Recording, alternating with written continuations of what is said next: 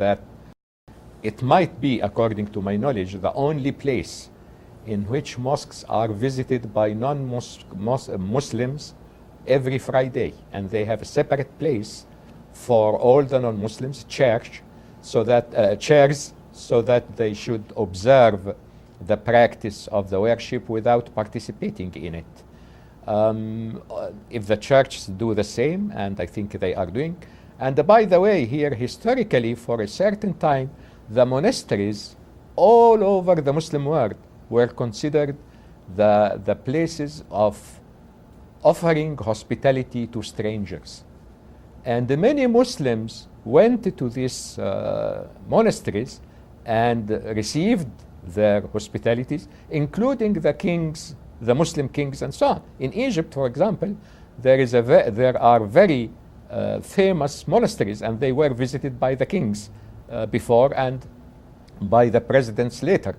So it is possible by returning to the source. This is number one. Number two, we have to facilitate this or implement this in our daily life, in our schools, in our associations, in all the places of mixing, of gathering.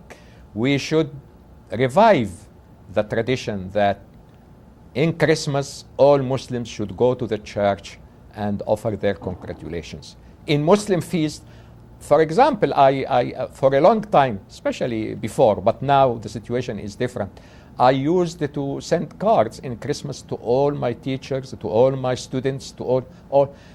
Many of them do not respond, not in that time, they send their thanks, but for my feasts, because they do not know them. But now there is a sort of recognition of awareness. One of the goals now of what we are doing in the school district, in public schools, is to let all children know about the Muslim feasts. So, and the teachers themselves talk about this. This is a very positive sign in Los Angeles as a cosmopolitan area and as a multicultural an implementation of the multicultural policy. This is very important. From childhood, let the child be aware that he is not alone in this world. I saw once a wonderful piece of literature. A white person in South Africa, his child was playing in the garden, and for the first time, a black child approaches, and they stand one seeing the other, and how they react for some time. Of course, this was very strange for the white person, for the white child, and after some time, certain time, all the ice melted, and they began to communicate. Although they do not know the language, they began to communicate as children. Communication is very, very important, and if the church restores its place as a place of gathering, not as a place of preaching. And the mosque in Arabic is al-jami', that means it collects all the people or gathers all the people, that all the people can go there. And as the Christians came, when they came to visit the Prophet, they visited him in the mosque. The worshipping places, the schools, the society, the families, and the neighborhood, and all this can help in reaching this. In addition, of course, to the Constitution and the law, I believe completely in the equality by law, sanctioned by law. Anti-discrimination should be observed and should be inquired and should be punished whenever it is there, administratively, economically, in every field. Well, it's a two-way street, though. I mean, the other side has to look into the rich traditions of Islamic pluralism, not only in its religion, but its civilization. There's a lot there to offer, a lot to teach the rest of the world, right? That's very true, and it is the responsibility of the non-Muslims as well as the Muslims. The Muslims also, they have their suspicions, and even if they live in the United States, they may live in what I may call psychological ghetto or intellectual ghetto. They isolate themselves from others. Everybody should go the extra mile, should try to make the initiative. Of course, not all the people are the same with regard to sociability, but everybody, according to one's ability, has to try to approach the other and to know that my neighbor is only neighbor, whatever his faith may be. My friend at school, my colleague in business, in any field, I have any human being, another human being beside me. And this is emphasized in Islam not only with regard to Christians and Jews, because Muslims believe as a part of the dignity, the human dignity, that every human being has a spiritual compass created in him by breathing from the Spirit of God in Adam. And we inherited all this. And whether we used it or not, or abused it, it is there. It is working, and we have just to use it in the best way.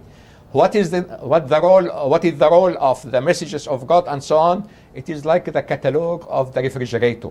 The refrigerator is equipped and is manufactured to work in a certain way. The catalog would let you use it in the best way. The message of God would let you use the spiritual compass in the best way. But it is there in the human being, in the Tibet, in the jungle, in every place. You've been on Earth many years. You've lived a lot of history. You've seen a lot of history. Are you optimistic that eventually the world will achieve global pluralism? I am very optimistic, really, and I see a lot of signs. In spite of all the shortcomings of the United Nations, I believe that it is a step forward.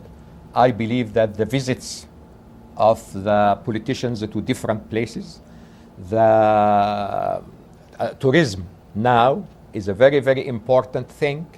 Tourists go to Turkey, of course, for tourism, for enjoying the weather. Tourism and Morocco are heavily visited by tourists.